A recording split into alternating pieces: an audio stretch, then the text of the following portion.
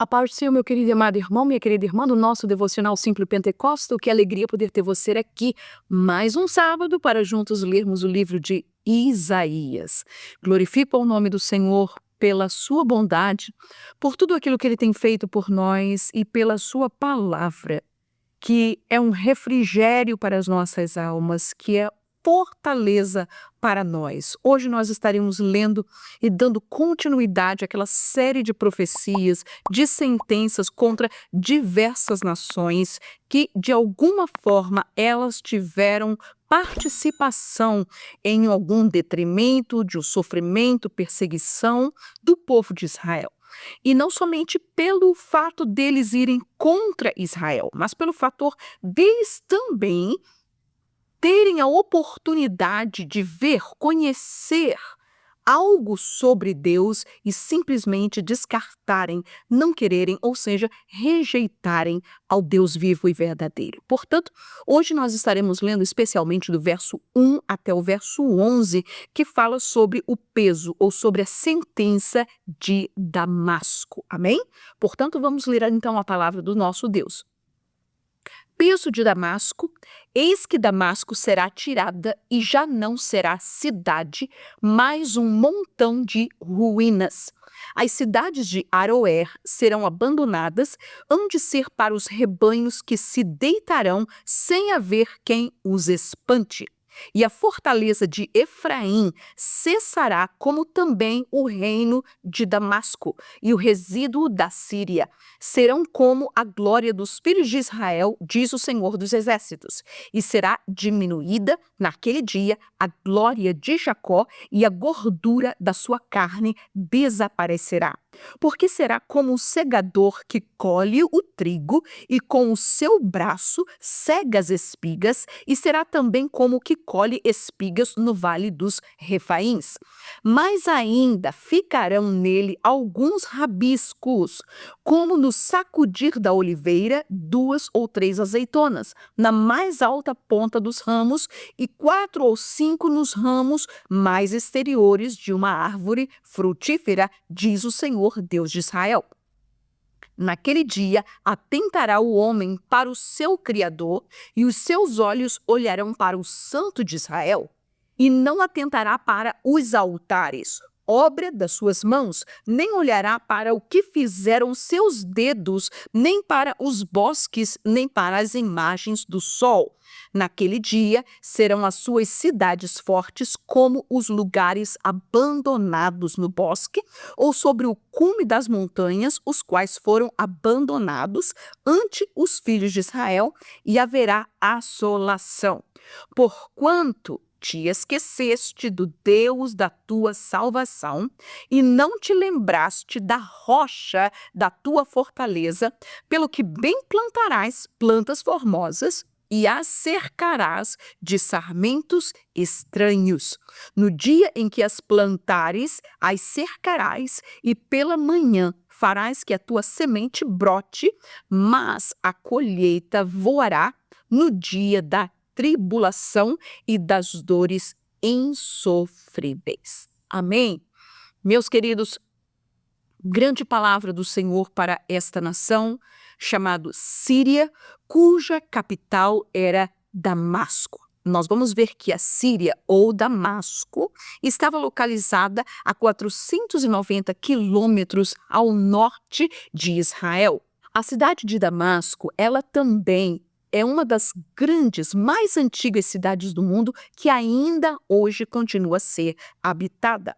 Se você chegar em Jerusalém, na cidade antiga, ao redor das muralhas existem várias portas, e uma delas é chamada a Porta de Damasco, porque através daquela porta as pessoas saíam e davam na estrada que levava até Damasco. Você vai lembrar que Saulo de Tarso, ele saiu por esta porta para poder ir ao encontro daqueles que estavam lá em Damasco, para perseguir, para prender os crentes que ali estavam, e no meio deste caminho foi quando ele se encontra com o Senhor Jesus, naquela visão maravilhosa que o deixou cego 3 dias, e assim ele pôde recobrar a sua visão na cidade de Damasco, quando o apóstolo Ananias, então, vai ali e ora por ele. Amém? Talvez você já tenha ouvido falar, não é, durante estes últimos 13 anos,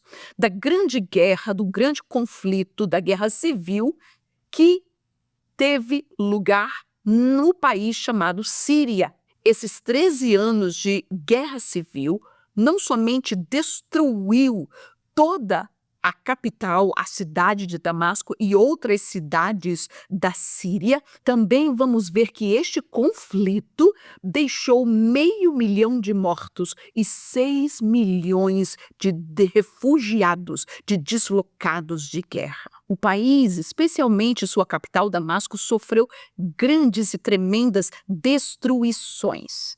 Este conflito, apesar de ter acabado no ano passado, em dezembro de 2024, entretanto, as repercussões deste conflito, até o dia de hoje, ainda nós podemos ver em todo o Oriente Médio.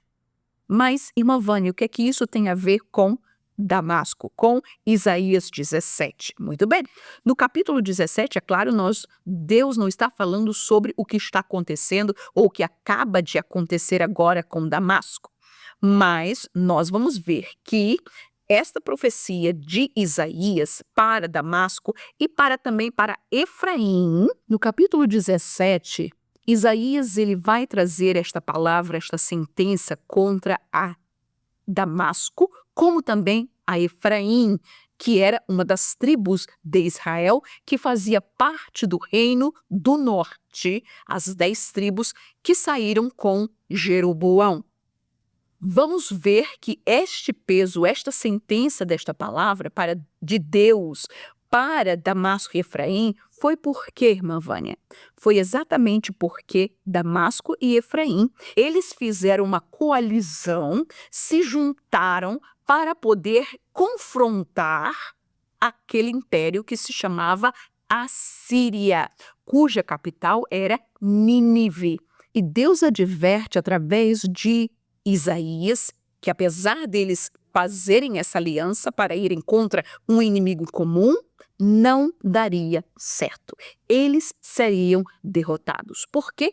Porque tanto Damasco como Israel, Damasco, Síria, eles não conheciam, não serviam ao Deus verdadeiro, mas Israel sim.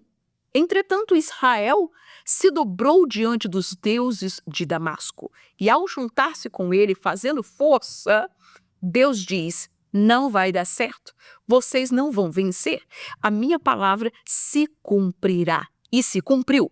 Nós vamos ver na história que no ano 732 a.C., Damasco cai, é subjugado por este império chamado Assíria, e Israel no ano 722. O versículo 10 nos traz uma linda e maravilhosa lição para as nossas vidas. Deus fala para o seu povo, Deus fala para aqueles que pertenciam ao reino de Israel e para Damasco, dizendo o quê? Porquanto te esqueceste do Deus da tua salvação e não te lembraste da rocha da tua fortaleza. Esta era a razão pela qual Deus estava trazendo um julgamento, não somente sobre Israel, mas contra Damasco também. Aleluia!